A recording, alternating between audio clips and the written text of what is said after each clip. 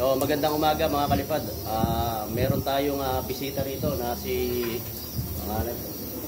Janmico Azcaraga.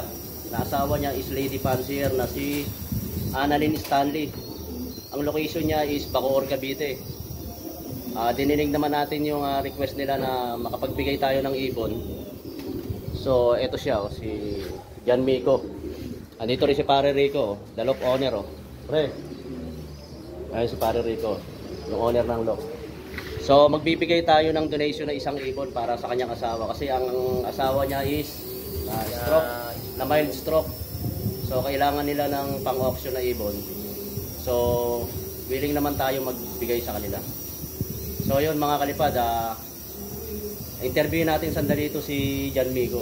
So Janmico, sabihin mo kung ano bang So nga pala mga kalipad, galing pa to, take note galing pa to ng Bacoor, Cavite to Caloocan, bumiyahe nakabisikleta lang. Talagang decided talaga. Kumbaga itong mga tao na to, ito talaga yung willing na dapat na matulungan.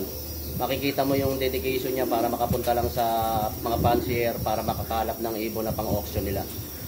So yun mga kalipad, at sana sa mga kapwa natin na mga fancier, kung meron kayong mga sobrang ibon, sana makapagbigay din tayo para makatulong din tayo sa kapwa natin na mga nagkakalapate. Okay, sige. Bali po, nagpapakain po siya ng mga alaga niya po. Then po, nung dinarete po namin siya ng hospital, medyo po masakit po sa bulsa po yung therapy po niya. Halos po lahat po ng ibon niya na pa-option ko na din po. Ayun po talaga, wala na po malapitan. Kaya lumapit po kay Sir, ano po sir, pangalan niyo po? Wensigo po, tsaka kay Rico Astebe. Rico Esteban po. Astebe po. Ayun po, dinig naman po nila yung dalangin ko po na sana po matulungan po ako. Sana po marami pa po sa amin sumuporta po.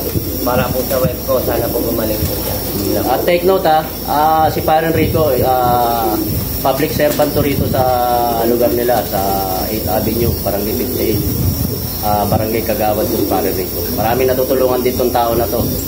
Kaya nung pagsabi ko sa kanya, pre, pwede ba tayo mag-donate ng ibon? Wala siyang atubili na umuo kagad siya. Kasi talagang tumutulong tong tao na to. So mga kalipad, sana po suportahan nyo lagi si Janmico para sa asawa niya. Sana mag-donate tayo ng ibon. Ganun din sa mga kapwa natin na mga fancier.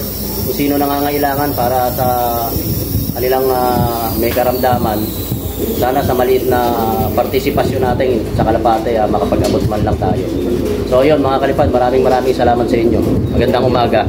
So mga kalipad, ngayon ang araw ng linggo ay abangan natin ang Calbayog Leyte sa unit team natin.